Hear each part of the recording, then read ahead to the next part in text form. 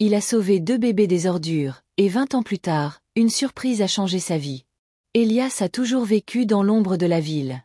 Un homme à la silhouette maigre, à la barbe argentée et aux yeux fatigués, il parcourait les ruelles et les trottoirs avec une dignité tranquille que la plupart des gens ignoraient. Vêtu d'une veste verte usée et d'un bonnet trop fin pour l'hiver, il poussait un chariot de supermarché branlant rempli de vieux livres, de radios cassées et de 2 couvertures pliées. Pour la plupart des gens, Elias était invisible, mais son esprit était vif, et son cœur n'était pas devenu froid, même si le monde lui avait donné toutes les raisons de le laisser faire. Il était un réparateur qualifié. Il y a des années, Elias tenait un petit atelier de réparation radio. Ce n'était pas un travail glamour, mais c'était un travail honnête, et Elias l'aimait. Il avait une femme nommée Norine, avec un rire qui illuminait la pièce, et un fils nommé Peter, qu'il avait un jour appelé l'homme le plus intelligent du monde. Mais après que Norine fut tombée malade, tout a changé. Les factures médicales sont arrivées par vagues, et Elias a tout vendu pour la sauver. Quand elle est morte, la lumière dans le monde d'Elias a disparu. Peter, 17 ans à l'époque, est devenu distant. Ils se sont disputés et un jour, Peter est parti. C'est le jour où Elias a cessé de réparer les choses et a commencé à marcher à la place. Chaque matin, Elias poussait son chariot le long des quartiers les plus calmes de la ville. Il savait où trouver de l'air chaud, quels conteneurs contenaient des fruits périmés, et quelles églises servaient de la soupe le jeudi. Il ne mendiait jamais et ne se plaignait jamais. C'était simplement Elias. Mais un matin froid, tout a changé. Alors qu'Elias marchait, il a entendu un son, un cri faible et tremblant. Il s'est arrêté, s'est retourné et s'est approché. Ses mains tremblaient en soulevant le couvercle d'une benne. Là, nichés entre 2 sacs poubelles, se trouvaient 2 bébés nouveau-nés, à peine enveloppés dans une fine serviette. Leur peau était froide. L'un d'eux, un garçon, pleurait doucement. L'autre, une fille, était immobile, ses paupières papillonnant faiblement. Elias a gelé un instant, le souffle coupé, puis il est passé à l'action. Il a enlevé son manteau, les a enveloppés et les a pressés contre sa poitrine. « Vous êtes en sécurité, petit » a-t-il murmuré. Il n'a pas réfléchi, il a juste couru. Elias a trébuché jusqu'à l'hôpital, ses genoux endoloris et ses bras engourdis, mais il ne s'est pas arrêté avant d'atteindre l'accueil. L'infirmière derrière le bureau a halté. « S'il vous plaît » a dit Elias, « aidez-les » Ce qui a suivi a été le chaos. Des médecins et des infirmières se sont précipités autour des bébés. Une équipe de pédiatrie a été appelée. Elias est resté là, trempé de sueur et de neige, regardant chaque seconde comme si sa vie en dépendait. « Où les avez-vous trouvés » a demandé doucement une infirmière nommée Clara. « Dans une benne » a-t-il dit, la voix brisée. « Derrière le supermarché. »« Votre manteau. »« Ça les a empêchés de geler » a-t-elle murmuré. Elias est resté à l'hôpital toute la nuit. Il a refusé de partir. « Je veux juste savoir s'ils vont bien » a-t-il dit. Le lendemain matin, Clara est venue avec un sourire. « Ils ont survécu » a-t-elle dit. Tous les 2. On les a nommés temporairement Eden et Amara, mais ils sont stables. Elias a pleuré. Tenir ses enfants avait ravivé en lui une chaleur qu'il pensait avoir perdue. Dans les semaines qui ont suivi, Elias est devenu un visage familier à l'hôpital. Il visitait tous les jours, s'asseyant tranquillement devant la fenêtre de la pouponnière, regardant Eden et Amara devenir plus forts. Clara lui apportait souvent du thé. Elias a recommencé à sourire. Mais il savait que les bonnes choses duraient rarement. Les services sociaux sont arrivés. Les jumeaux allaient être placés en famille d'accueil. Elias n'avait pas de maison, pas de revenus, pas de base légale. Il ne pouvait pas les adopter, peu importe à quel point son cœur le suppliait.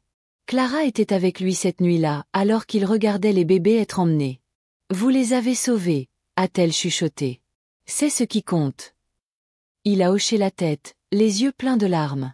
Et puis, ils sont partis. Elias est retourné dans la rue, mais il n'était plus le même. Il a recommencé à réparer des choses. Il donnait des radios et des vélos au refuge. Il a aidé une femme aveugle et a enseigné à un adolescent comment réparer une lampe. Il restait occupé et il a attendu. Parce que quelque chose au fond de lui disait qu'il n'avait pas vu la dernière de ses enfants.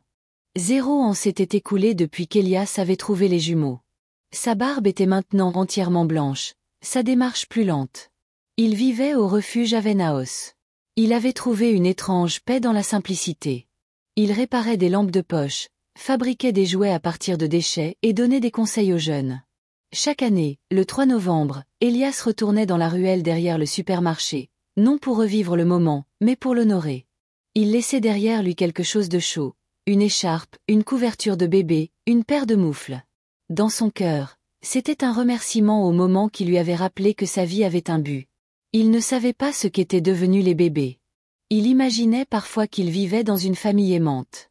Il n'espérait pas de la grandeur, juste la sécurité. Il ne s'attendait pas à ce qui allait suivre. Tout a commencé par une lettre dans une enveloppe à bordure dorée. Le nom sur le devant était simplement « Monsieur Elias Franklin ». À l'intérieur, il y avait un message manuscrit. « Cher Monsieur Franklin, vous avez un jour sauvé 2 vies. Nous ne vous avons jamais oublié. Vous êtes invité à être notre invité d'honneur. Veuillez venir à la salle de banquet Riverside le 12 décembre à 18h. » Il n'y avait pas de signature. Elias a pensé que c'était une erreur. Il n'avait été invité nulle part depuis des décennies. Le soir du 12 décembre, il a enfilé sa chemise la plus propre, a mis un manteau bleu marine offert par un bénévole du refuge et a ciré ses vieilles chaussures. Il a pris la navette pour Riverside. Quand il est arrivé, son cœur a failli s'arrêter. Le bâtiment brillait de lumière et de rire. Il est entré dans une grande salle de bal. Les lumières ont baissé. Un jeune homme en costume gris a pris le microphone. « Bonsoir à tous. Ce soir, nous sommes réunis non seulement pour la charité, mais pour l'héritage. » Un deuxième homme en smoking s'est avancé. Le premier a de nouveau parlé. « Il y a 20 ans, mon frère et moi avons été laissés pour morts derrière une benne de supermarché. Nous ne nous souvenons pas de ce jour, mais nous nous souvenons de celui qui nous a donné la vie. » Le second a souri, les yeux brillants. Un homme qui n'avait que son manteau. Un homme qui n'est pas passé sans rien faire. Un homme qui nous a tout donné quand il n'avait rien. Elias a senti ses genoux faiblir. Quelqu'un l'a guidé vers la scène. La salle entière s'est levée pour l'ovationner. Les frères sont descendus et l'ont enlacé. « Je suis Amara », a chuchoté le plus grand. « Et je suis Eden », a dit le premier. « Vous nous avez nommés sans même le savoir. » Elias ne pouvait pas parler. Des larmes coulaient sur son visage. Amara s'est tournée vers la foule. « Grâce à Elias, je suis devenue chirurgienne cardiaque, et Eden, un ingénieur en structure qui vient d'ouvrir sa propre organisation à but non lucratif pour construire des maisons abordables. » « Mais ce n'est pas pour ça que nous sommes ici, » a ajouté Eden. « Nous sommes ici parce qu'il est temps de rendre. » Sur l'écran, une image de maison a clignoté. Amara a pris la main d'Elias et lui a tendu un trousseau de clés. « C'est la vôtre, a-t-il dit. Entièrement payée, à votre nom. » Elias a haleté. « Non, je ne pourrai pas. »« Vous l'avez déjà fait, » a dit Eden. « Et il y a plus, » a ajouté Amara. Une allocation mensuelle, une couverture médicale et un atelier à l'arrière, entièrement équipé au cas où vous voudriez continuer à réparer des choses. La salle a de nouveau applaudi. Elias s'est assis, incrédule. « Pourquoi moi ?» a-t-il demandé en un murmure étranglé. « Pourquoi maintenant ?» Eden a souri. « Parce que vous n'avez pas attendu de remerciements. Vous l'avez fait quand personne d'autre ne l'aurait fait. » L'histoire a fait les gros titres le lendemain. Elias a emménagé dans la maison 2 semaines plus tard.